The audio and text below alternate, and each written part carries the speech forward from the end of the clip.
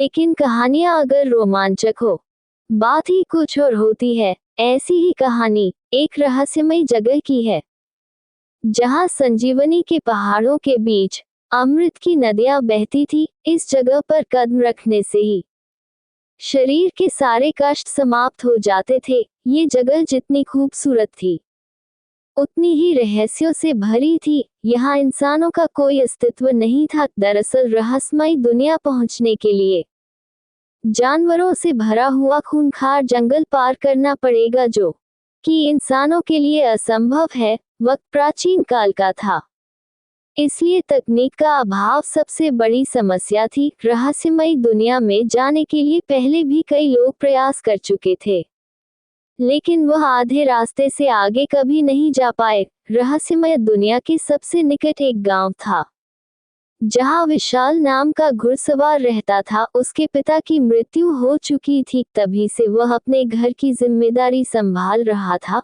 विशाल की माँ बीमार रहती है। वह अपनी माँ का बहुत ध्यान रखता है। सुबह से शाम तक घोड़ा गाड़ी चलाकर विशाल अपने और अपनी माँ की रोजी रोटी चलाता था। विशाल एक दिन देर से घर आता है।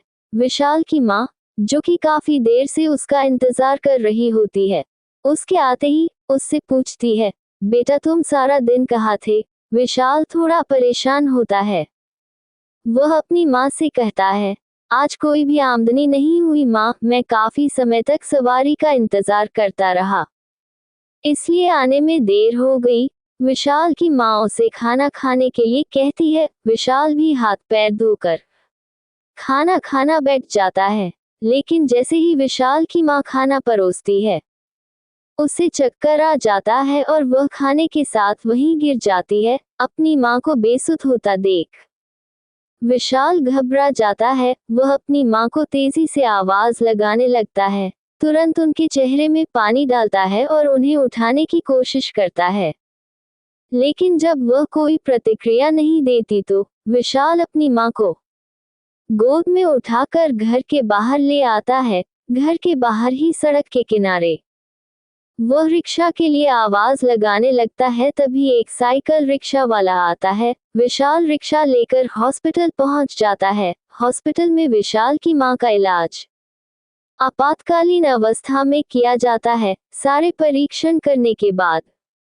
डॉक्टर विशाल को बताते हैं कि तुम्हारी मां को आखिरी स्टेज का कैंसर है, जिसमें उनका बचना असंभव है। विशाल को डॉक्टर की बात सुनकर झटका लगता है। वह वहीं जमीन पर बेसुध होकर बैठ जाता है।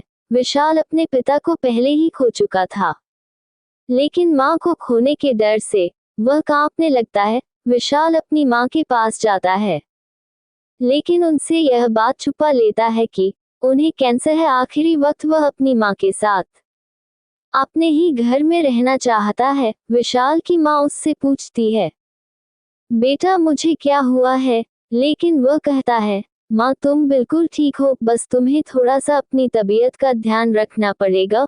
वह विशाल की बात सुनकर मुस्कुराने लगती है। वह अपनी माँ के लिए कुछ दवाएं खरीदता है और उन्हें अपने साथ घर ले जाता है। वह अपनी माँ के लिए चिंतित होता है, इसलिए किताबों में कैंसर का इलाज ढूंढने लगता है। किस्मत से उसे एक किताब मिलती है, जिसमें रहस्यमय दुनिया का एक लेख मिलता है। वह उसके बारे में जानकर जिज्ञासु होने लगता है। उसे लगता है कि यदि वह रहस्यमय दुनिया चला जाए तो अपनी माँ के लिए कुछ ना कुछ औषधियाँ जरूर ला पाएगा। अब वह रहस्यमय दुनिया का नक्शा जानना चाहता था। लेख में पर्याप्त जानकारी उपलब्ध नहीं होती है, इसलिए वह लेख लिखने वाले से मिलने का विचार बनाता है। वह अपनी माँ को बचाने के लिए किसी भी हद तक जा सकता था। वह उससे संपर्क करके उसके पास पहुंच जाता है और अपनी माँ के बारे में सारी बात बताता है।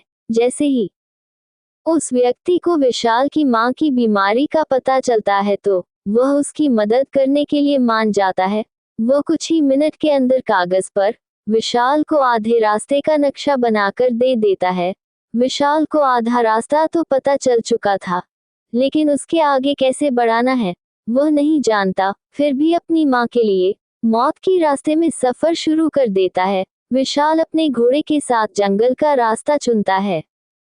जंगल के रास्ते में हर पल एक नया खतरा सामने आ रहा था। पेड़ों पर बड़े बड़े सांप लटक रहे थे। विशाल उनसे बचते हुए आगे बढ़ रहा था, लेकिन अचानक विशाल का घोड़ा रास्ते में एक कीचड़ के दलदल में फंस जाता है। विशाल घोड़े से छलांग लगाकर कूदता है और पेड़ की जड़ की मदद से अपने घोड़े को बाहर खींचने का प्रयास करता है और काफी देर तक जोर लगाने के बाद वह अपने घोड़े को बाहर खींचने में कामयाब हो जाता है।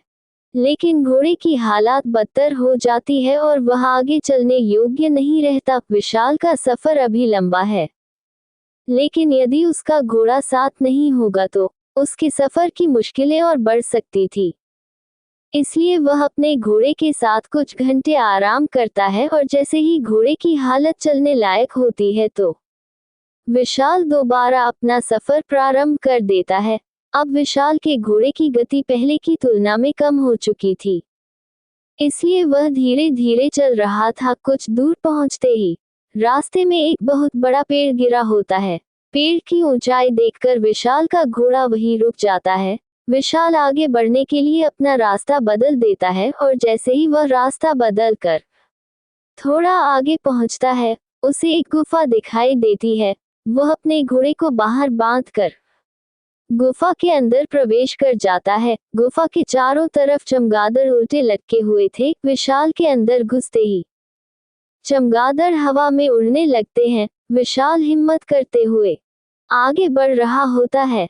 अचानक विशाल का पैर फिसल जाता है और वह गुफा में बने एक गुप्त रास्ते से फिसलता हुआ पहाड़ी की दूसरी तरफ पहुंच जाता है, जहां एक अलग ही दुनिया दिखाई दे रही थी। विशाल को एहसास होने लगा था कि ये वही रहस्यमयी दुनिया है जहां वह पहुंचना चाहता था। विशाल ने आज तक इतने खूबसूरत पेड़ नहीं देखे थे। विशाल को अमृत से भरी हुई नदी नजर आती है, जिसका पानी सुनहला था। विशाल जैसे ही नदी के करीब पहुंचता है, उसकी आंखें फटी की फटी रह जाती है, क्योंकि नदी में दैत्याकार मगरमच्छ तैर रहे थे। मगरमच्छों को देखते ही विशाल दहशत में आ जाता है। खतरे को भांपते हुए विशाल नदी के किनारे आकर थोड़ा सा पानी उठाकर पी लेता है।